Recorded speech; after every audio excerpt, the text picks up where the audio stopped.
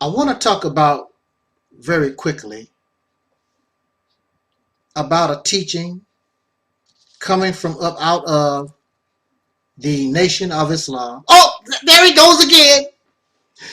He's talking about the Nation of Islam again. Man, will you stop? Will you quit? Well, this is what I taught. This is what I was taught when I was in the Nation of Islam. I was taught that you bash, that you attack falsehood until you knock his brains out. I don't think that's the right actual quote. But anyway, you throw rocks at truth, or you bash falsehood with truth until you knock its brains out. Does this mean that if you find falsehood, when you find error, when you find flaw in your own teachings, does that mean you're supposed to put your hands behind your back and pretend you don't see anything? No. See, it's fine to talk about other people. Oh, look at Taalik. His head is bald. Look at that old sweater he's wearing. Where you get that old Malcolm X pen from? That's so outdated. See, it's cool when you're on the other end of talking about somebody. But then, sooner or later, one day, it's going to be your turn. So you want to bash falsehood until you blow his brains out. And you say this because you think there's nothing wrong with you. Oh, you ever see these pretty girls? They know ain't nothing. I got a fine body. I've been to college. Woo! Nobody can't touch. There's nobody on this planet that can be talked about. As pretty as Beyonce is, there are many people who believe she's ugly and they talk about her like a dog. There are many people who believe Vanessa Williams or Felicia Rashad or Tyra Banks, whomever you believe is beautiful, there's always going to be somebody, a group of people who don't think like you do, and they would get their feelings hurt because if they really believe I'm all that. Because as long as you are alive and present, somebody's going to find error and flaw. In this case, there is error and flaw in a teaching. But see, when the teachings was first given to us, way back in the 1930s, we were ignorant. We accepted Islam because Islam made us feel good because we were being oppressed. But at the same time, we really did not question it the same way that we did not question the Christianity that the racists gave us. So we did not question pink Jesus Christ, nor did we question really this half pink God. It's the same thing. But this what's happened, this is what you could do and take advantage of people in their ignorance. This is 2017, and you have people who are not ignorant like that. They ask questions, things don't make any sense, and people who are still ignorant gets angry at those who are able to ask the questions and see that this is a bunch of crap, or that there is something wrong. Because in your ignorance, the only thing you care about, this makes me feel good, so it got to be right. Everything that feels good ain't right. Because if it felt good when you were sleeping with your ex-wife, it was feeling good, wasn't it, bro? You was doing the do every night, wasn't you, bro? But now all of a sudden you hate her. But it was feeling good when it lasted, right?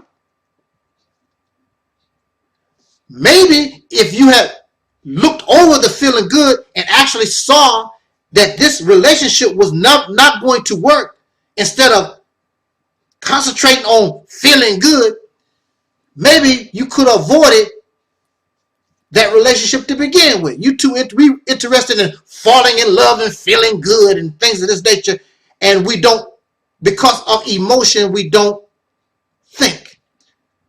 Emotion causes us not to think properly. So in the Nation of Islam teachings, I was taught also that we should eat one meal a day. And regardless, for ever since I was a little boy, I have been practicing basically one meal a day. And we are taught that you will be so healthy and you have no problems of this nature and blah, blah, blah. Well, very little problem. But see, time. These teachings have been around since 1930. But time exposes certain things. So here I am, a follower in the Nation of Islam in the 1930s. Let's say I was 30 in the 1930 when Wallace Farad Muhammad brought us these teachings. Eat one meal a day. Get yourself, you are taught that the human being can live 100, 200, 300 years. So the question that time asks the Nation of Islam, because this is 2017, and many people have practiced eating one meal a day as taught by God, where are these people at? If I was 30 years old in 1930, that would make me around 117 years old right now. I'm eating one meal a day. I should easily make over 100. I should be here. Where are the followers of the Honorable Elijah Muhammad? Is not here. Elijah Muhammad did not make 90. Where are the followers at? Where are all these Muslims, these people? You are eating one meal a day. You're supposed to be able to live. You think that you are a tree. See, the problem here is we're all messed up in the head. We don't know how things work. A tree can live hundreds and hundreds of years because of the way that a tree is designed. Here you are, a human body. You have to maintain a body core temperature of 98.7 degrees. Am I correct? Things are always busting and burning and exploding inside your body. It is a known fact in biology that cold-blooded creatures live longer than warm-blooded ones, because cold-blooded creatures don't have to maintain that core body temperature. You cannot live as long as a tree or even a turtle. You can't do it. You're not designed to live long like that. Matter of fact, in ancient times, it is recorded, because if you live 40 years old, you was doing good in ancient times. I don't know where this, you can be 100 and 200. Our problem also is we fear death and we try to escape. I'm going to eat one meal a day. I want to live 3,000 years old. We have a fear of death. And time has proven, and nothing is guaranteed. There are people who drink, smoke, and do everything else on the planet, and they live 90, 100 years old. Here you are trying to eat 1 meal a day and be healthy, and your hair done fell out, your skin all wrinkled up, you got arthritis, you all messed up, and you've been eating 1 meal a day. Explain that to me. We want to feel good, and you want to try to escape death. You cannot escape death. When it's our time to go, it's our time to go. Understand this. I'm not saying to us that we should not try to live healthy. Then do we understand what living healthy is? Here you are, you drink soy milk. You can't get milk out of a soybean. What is this stuff that you're drinking? I'm a vegetarian. I'm eating all this crap, processed garbage from plants. When it's all said and done, ain't nobody living no longer than the person who's eating the bad diet. I seen a person look just as young as I do. They eat pork and they drink and everything. And I would probably die before them. So it's not about how long we live. It's about the quality of our life and what we want to live. What we want to leave as a legacy. You cannot escape death. You cannot escape sickness. When sickness comes to you, when death comes to us, you can't escape it. I don't care how healthy. Some of the most healthiest people get some of the most horrendous sicknesses and they die suddenly. So we can't trip off of that. Don't worry. I mean, again, let us try to live as healthy as we can. But let us stop. Let's get out of this fantasy world. I'm going to live 100. And then even if you do live 100, 200, what kind of shape you going to be in? You're going to be in a wheelchair. You can barely talk. What kind of life is that? That's something that Michael Jackson did not want to happen. Michael Jackson did not want to live and be an old man all crippled up in a wheelchair. He did not want to be like that. And he got his wish, you know. There are many in nursing homes and hospitals all over this country. There are people who wish they could die and just get out of this sickness because their quality of life is not worth living anymore. I'm ready to go. But nobody won't help me. They won't let me go.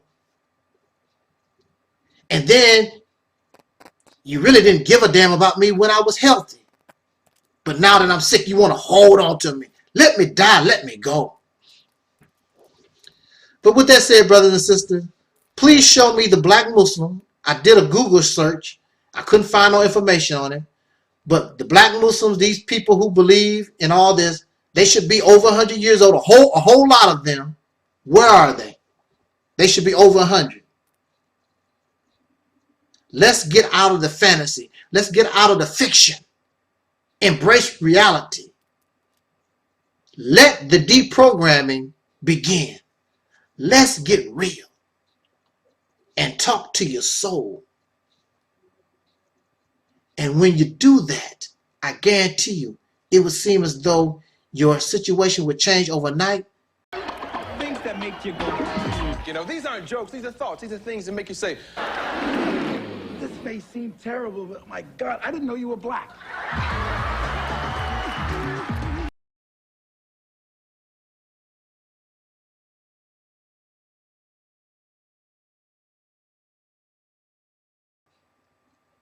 I don't know a lot about comedic science. I don't know.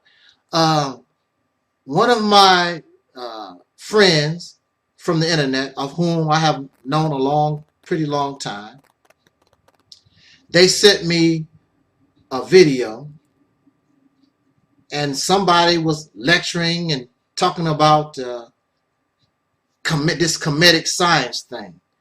And they really want me to know and understand and learn about comedic science. Cool. I am contrary to popular belief, I am very open-minded to many things. Now, I don't know how comedic science, see, this rostrum, this ministry, I am dedicated to the liberation of these who are descendants of slaves, born in America, having dark skin, and the transformation of the Negro into a brand new being that no one has ever seen. In fact, we who live today can only begin the process. We will never see with our eyes this new being. The only thing we can do is begin the process, the spinning of the cocoon by the caterpillar, beginning the process, and then from up out of that cocoon will come this beautiful butterfly. And those who live in that future, who actually become that butterfly, they will remember those who were the caterpillars that began the process to make them eligible, to make them eligible to enter the kingdom of heaven, the hereafter that the religious persons keep talking about day in and day out. If you only understood your scriptures. It's not fantasy, it's not delusion, it's the proper understanding of a process. But again, going back to the process of this comedic science, I admit I have no idea what you're talking about. I listened to this 2-hour lecture on comedic science and I felt like I was in college somewhere, taking a biology, a science course or whatever. I also listened to our young brother, Farah Allah. I listened to his lecture. It had something to do with the evolution of light, I believe, something to that effect. And I mean, I'm not a dumb person. I'm not an ignorant person. I catch on to things pretty well. And again, these things are nice to know, but it's not my top priority, because my top priority is these things mean nothing. Oh, wow. These things mean nothing if you're still a slave living with racists. So with all this comedic science and with all this supreme wisdom, all this intelligent stuff that y'all talking about, what's the sense of knowing and having all of it and you can't do nothing with it because you're living in the house of your enemy? Plus, we don't know what this information, what it actually can do. See, the science of the automobile, if you understood the making and the functioning of a car, then you can have a lecture about it. The cylinders, the tie rod ends, all the, the fan belts, the alternator, the start, all the things that make up a car, the automobile science. But when you finish talking, at the end of your lecture, at the end of all your talk, then you must prove your scientific theory. You must show your understanding of your teaching. And what is the ultimate, what's the word I'm looking for? But what is it ultimately that you have to show? You have to show, here's a car, And we can actually get in it and ride around. And all these things, how the gas is combusting in the engine block, and you can show. You talked about it, but now you have this. You have actually built this automobile, and you can actually prove your car science. And see, this is the problem that I find in error when we talk about comedic science. Your problem number one, brothers and sisters, your problem number one in your comedic science is that nobody from Egypt, nobody from Kemet taught you anything. You mean to tell me all this science that y'all talking about, you got it from the walls of a 5,000-year-old piece of rock? All this stuff that y'all come up with. Really? Nobody from Kemet taught you anything. So in reality, it's really not comedic science, because nobody from Kemet, not even a bum from Kemet, taught you anything. It's fabricated, it's made up by you based on what you find on a wall, a 5,000-year-old wall. And then we combine comedic science with African spirituality.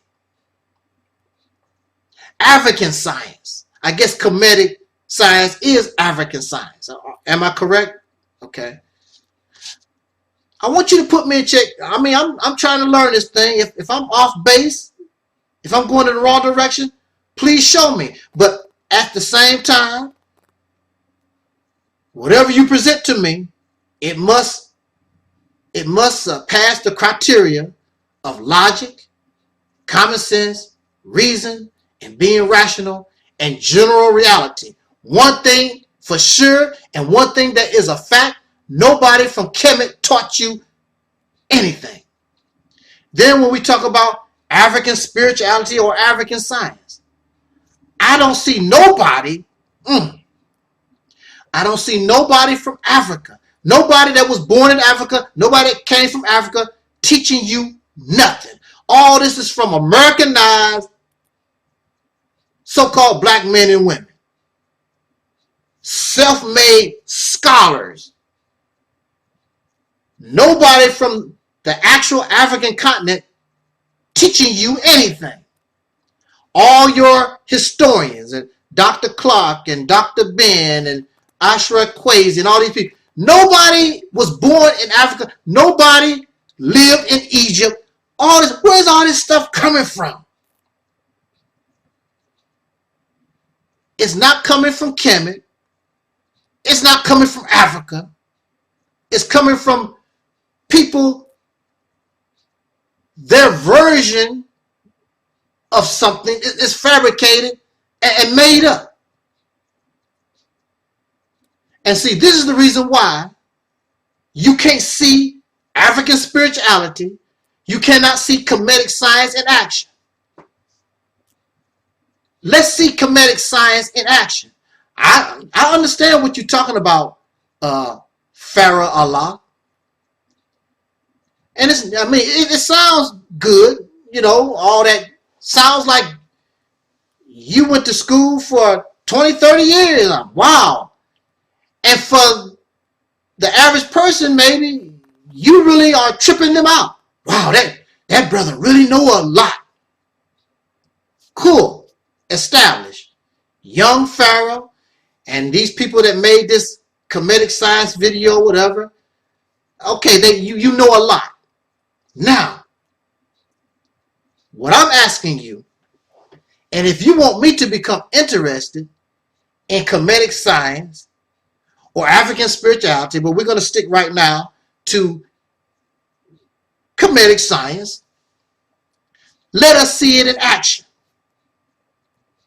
When I was in school, we used to do science experiments. And if you mix this chemical with that chemical, okay, it's supposed to turn red. And when you mix this chemical with that chemical and it turned red, you knew you had it going on.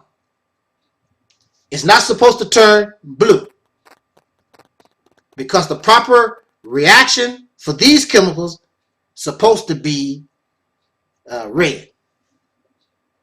But in any case, even if it turns blue, you see this in action.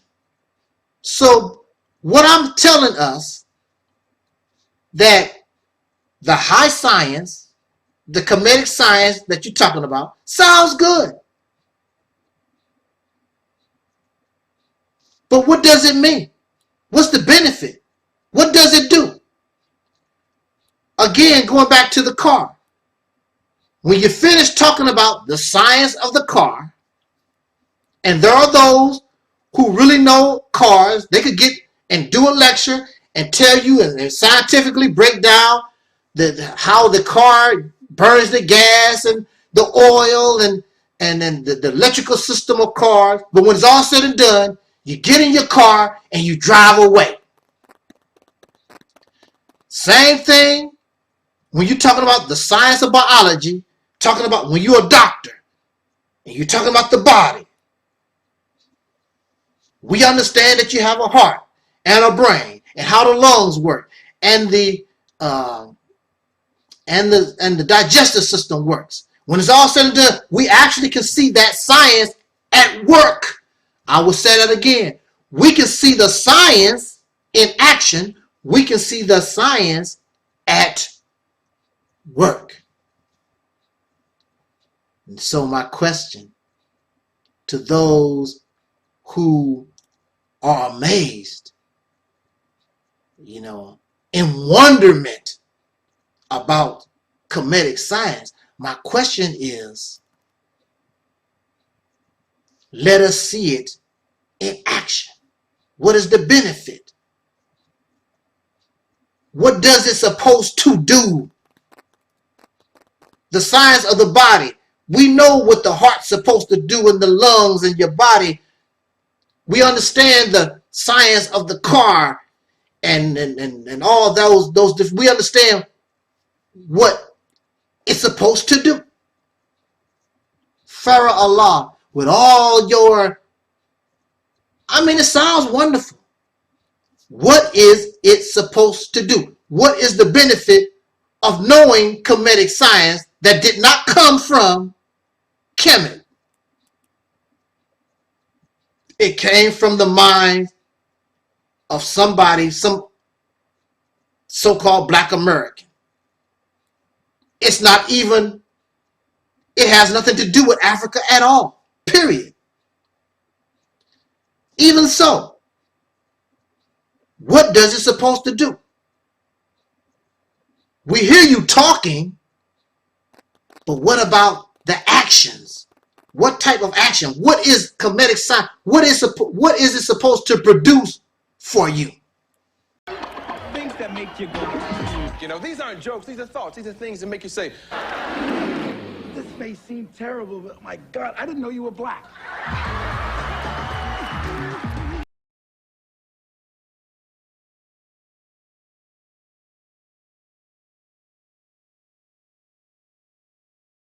Things that make you say, Now, for some of us, we don't have to think. We don't have to say things that make us say, because we know it all. So since you know it all, then there's no reason to think about anything, because I already know. And this is dangerous. And this is a mistake that we make, because since you believe you don't have to think anymore, then when you come in contact with a thinker, someone who continues to think, someone who continues to seek those facts, those elements that pass the criteria of logic and common sense, being rational and reason, the embrace, the acceptance of our reality. When you deal with somebody with that type of mindset, whose mind is always moving, who is seeking but knows they will never know it all. Unlike you, I already know. Jesus is the answer. Muhammad is the answer. And then you stuck. So you voluntarily confine yourself in this box. But yet and still, you actually believe you can challenge someone who is outside of the box. And you get upset. Well, then you really need to stay in the box. When you see somebody is really outside of your level, you need to leave them alone. Because the only result is going to be, you're going to be upset. You're going to get your feelings hurt. Because they are going to show you that what you think that you know is not enough, and that it has flaw and it has error, and you don't want to hear that. Because you got to the point where, this is it. I got it. Well, look at the condition of those who got it. When you look at their condition, you don't have to say too much more. There are thousands of you who believe and act a certain way. And you are know-it-alls, and you have supreme wisdom and super intelligence and all like this. But yet and still, your condition does not change. Why is that? Yet you know. Well, I want to spend a few minutes talking about God and Jesus, and why we praise God and Jesus. I want to, just to give you an example. As a boy, I go to my mother and I say, Mom, I would Mom, I would really like this bike. Could I have this bike? What you gonna do for me, boy? Well, is there some chores? Is there something I could do? I'll tell you what you can do. Why don't you bring me next month straight A's? If you bring me straight A's, I promise you I will get you that bike. So your eyes light up, you can see the bike, but there's a price to pay for the bike. So I have to really get on my grind. Now, mind you, I'm a good student anyway. I don't think that I ever made straight A's, but very close.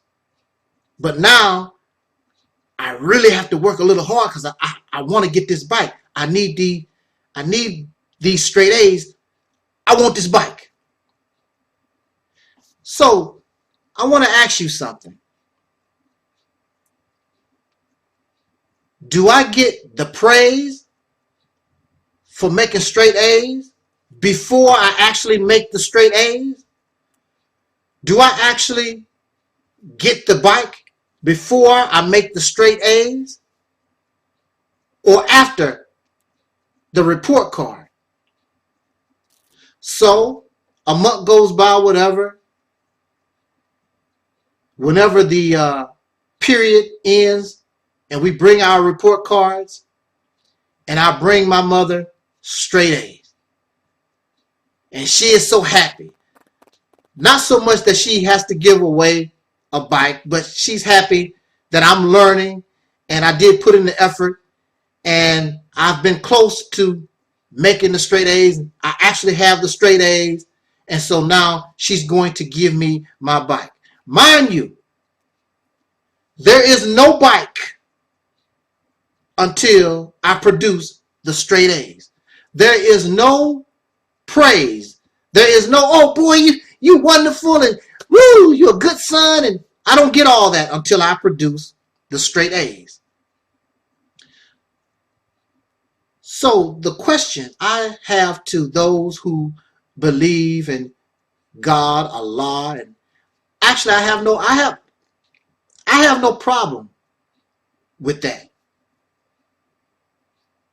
I have no problem with that whatsoever. I don't mind. However, what I don't understand from you is that we give Allah, Jesus, Yahweh, Jehovah, whatever God that we call to, we give these gods, we give God praise before we actually have gotten anything. You and people like you have believed in God for thousands and thousands of years. And you praise God and you worship God. And God has made you certain promises. And till this day, what has God, I mean, come on now, let's not pretend. Show me what God has done for you that you could not do for yourself. Well, see, I was a drug addict, and if it wasn't for Jesus, if you wanted to, you could have gotten you decided that life was not worth living or whatever. You used the belief in God, the belief in Jesus, to inspire you and give you the strength to get yourself up out of a condition that you really did not want anyway. There are many people right now who will die a drug addict because they have decided, I am going to die as a drug addict, as a prostitute, as a drug dealer, or whatever. They have decided, I'm going to do this. You did not want to live that way anyway. You use Jesus, you use Muhammad, and you use these religion as a crutch, as an inspiration in order to cause you to work hard enough to get yourself up out of that condition. And some of you still haven't truly gotten out of the hole, but you have, because of that crutch, it's enabled you to make progress forward. And you give the credit, oh, praise Jesus. If it wasn't for Muhammad, and you give others the credit. But now, besides that, your God and Jesus has made more promises. Your God and Jesus and Allah, these different gods and beliefs, promise you great things. Promise you a heaven, clean air, clean water, rivers of milk and honey and so forth, I was told, whatever. Just a utopia, beautiful life. It has been thousands of years have gone by. And where is this? So if you believe in God, Jesus, Allah, or Jehovah, or whatever supreme being you feel you have to submit and worship, I'm not going to do that. I will give God credit. I will give God respect should this being prove to be real. No problem. I have no desire to submit and worship God or alien or a man or a chicken or a frog or any. I'm not going to do it. You can do that. But now I will tell you this.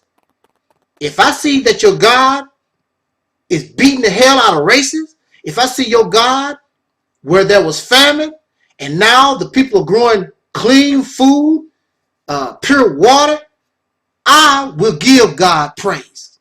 I will do that. I will give you your I will give you your due. I have no problem with that. But again, you have to bring me straight A's first. See? I'm not going to praise you and you have done nothing. You have earned nothing. I'm not going to praise you. I want to see those straight A's first. And then I will say, then I will give you your praise. I will acknowledge your power. I'm not going to bow down and worship you. I'm not doing that. But I can give you respect for what you've done, because it's beautiful. It's beautiful that God would put those who are trying to be righteous in heaven. It's a beautiful thing that those who are striving to be righteous will see the hereafter. And after all this time of belief, God finally does what God said that he or she will do. I'm like, wow, God did it. I mean, wow. Wonderful thing. I mean, I'm not a bad guy. I don't smoke. I don't drink. I'm not a whoremonger. I'm just as righteous as y'all are. I'm not going to acknowledge the God thing. So I would hope that if your God is merciful and compassionate as you claim, God would have mercy on me and understand why I couldn't do it. I just could not believe. But again, I'm not going to praise and worship. I give praise when it is earned. You will not give a child an award or praise prematurely. Why would you do that with God? And it has been thousands of years. And in reality, you can show no evidence to prove God has done anything for anyone. Anything you have ever wanted to accomplish and do, you had to do it yourself. You can show no evidence where God did anything for you. Inspire you? Maybe. But actually do something where God should be praised? No, it is premature. Things that make you go, these aren't jokes, these are thoughts, these are things that make you say, this may seem terrible, but my God, I didn't know you were black.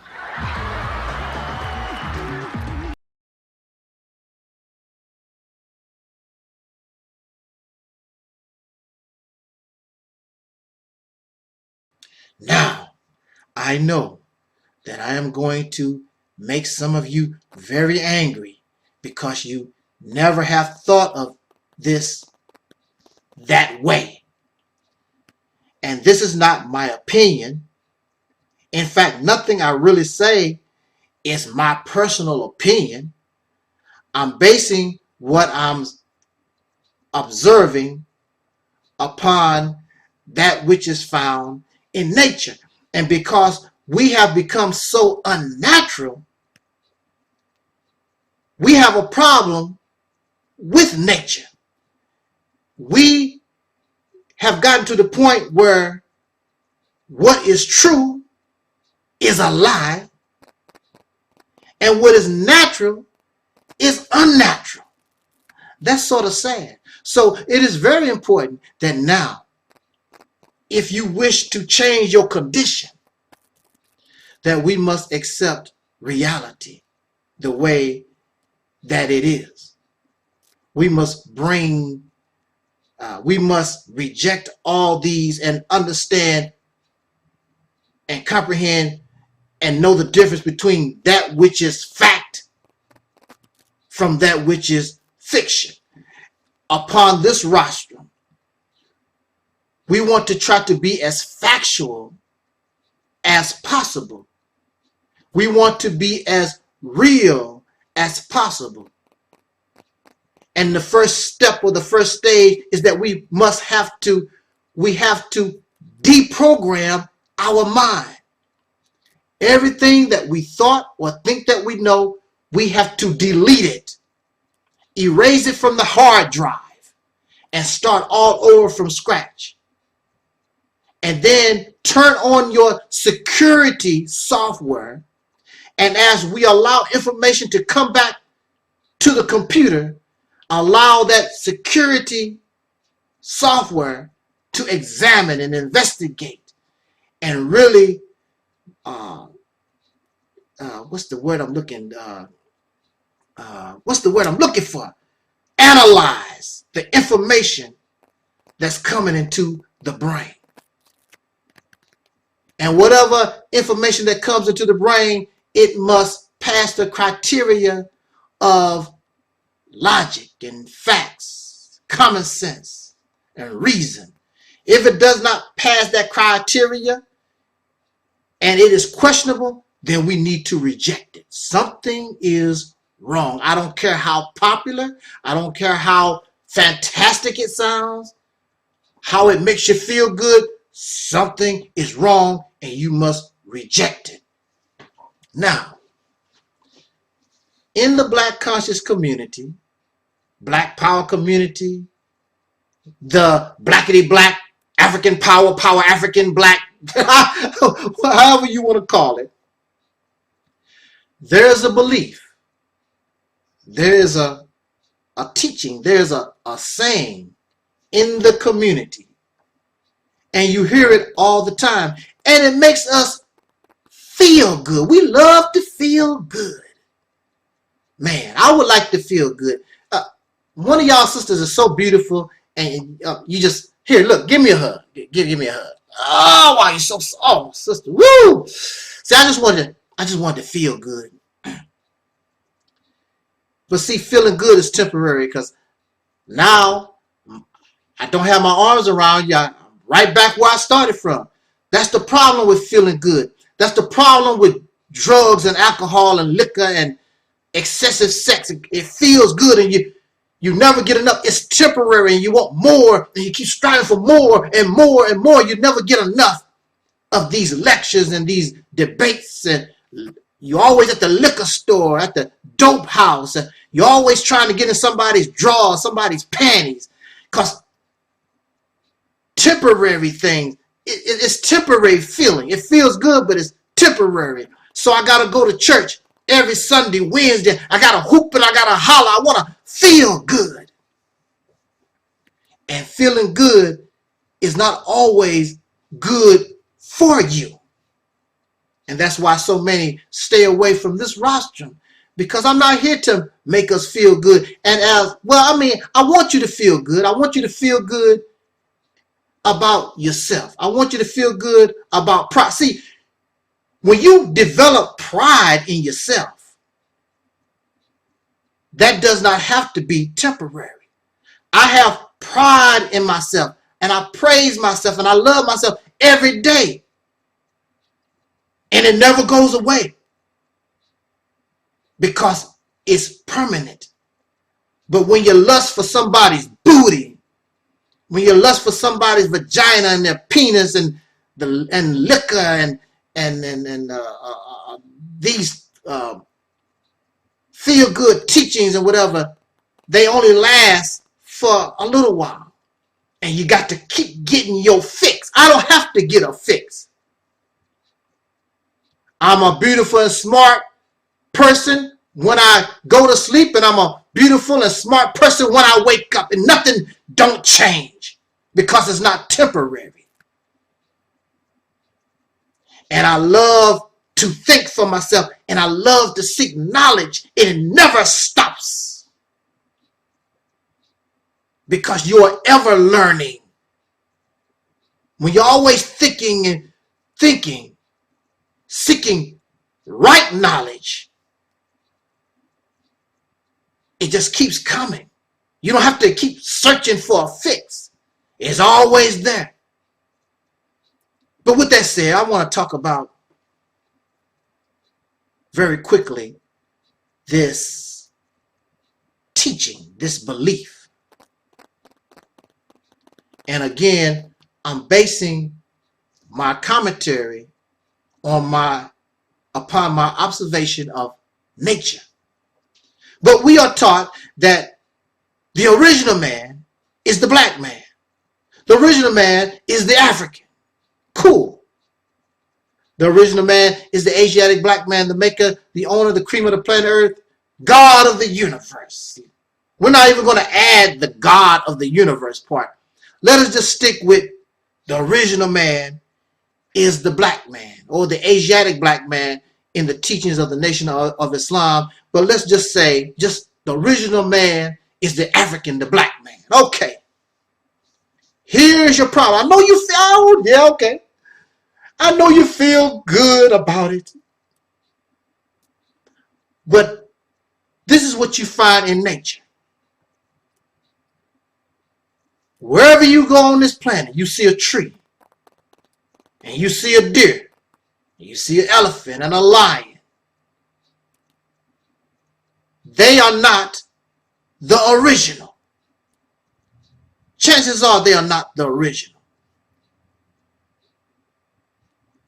Even so, if they are the original, and the original was able to survive the thousands of millions of years of evolution that life takes upon this planet, let's just say, if it is original, the purpose of nature, the purpose of life on this planet is not to go backwards. In biology, the reason for death, listen to me, y'all. The reason for death is to improve life. A very quick example of this is roaches. Many of you have an experience with roaches. And you use a particular bug spray. Spray, and you kill the roach. But you notice the roaches keep coming. Why are the roaches coming? Because you killed the mother. You killed the fathers. But inside the roach case, and you spraying this spray, you're causing the babies who come after the roaches that you killed, they are developing an immunity to the poison.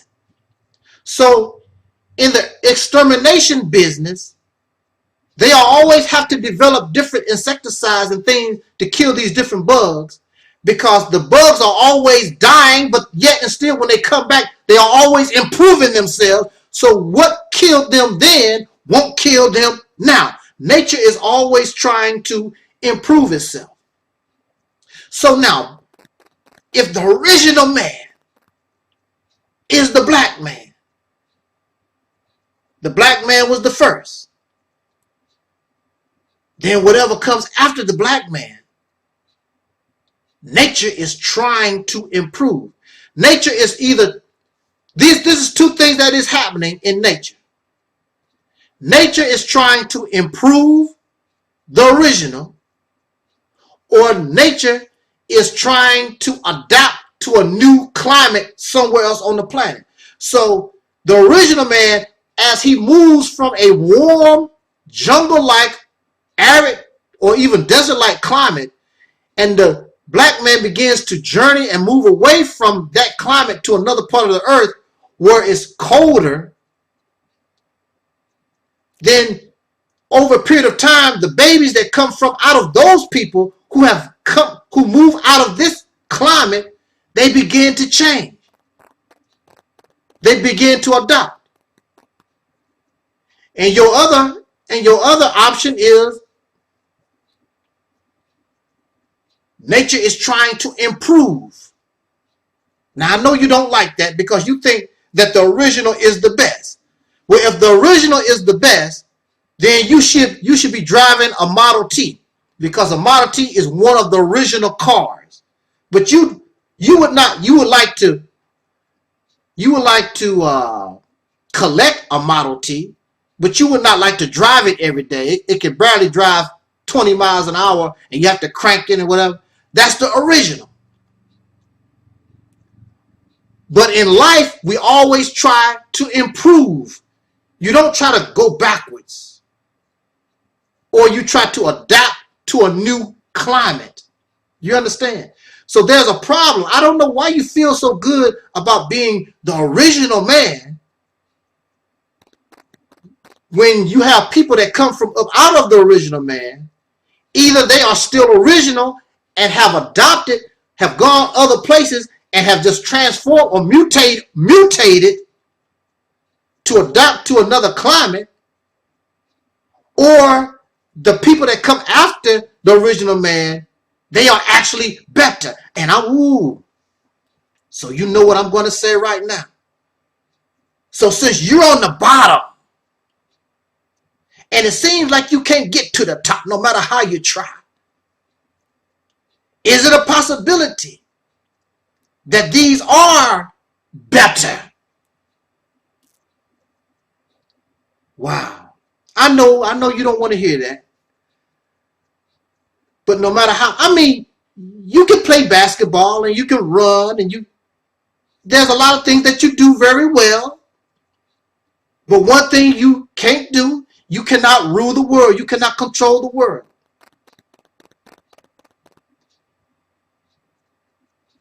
So, you the original man, but you don't control nothing. At one time, the black man ruled the world. You had no competition. There was no other people around. But when these other people began to come into existence, you see that you went straight down to the bottom and you can't get off the bottom. Why is that? Maybe is it possible that the human being, the original man, has become improved? I know the original man, I know that you think that you're the greatest, and I know, but you also have to take this into consideration, because look at the reality. Are you on the top or are you on the bottom? Have you ever been on the top since these new people have come onto the planet? That's the question.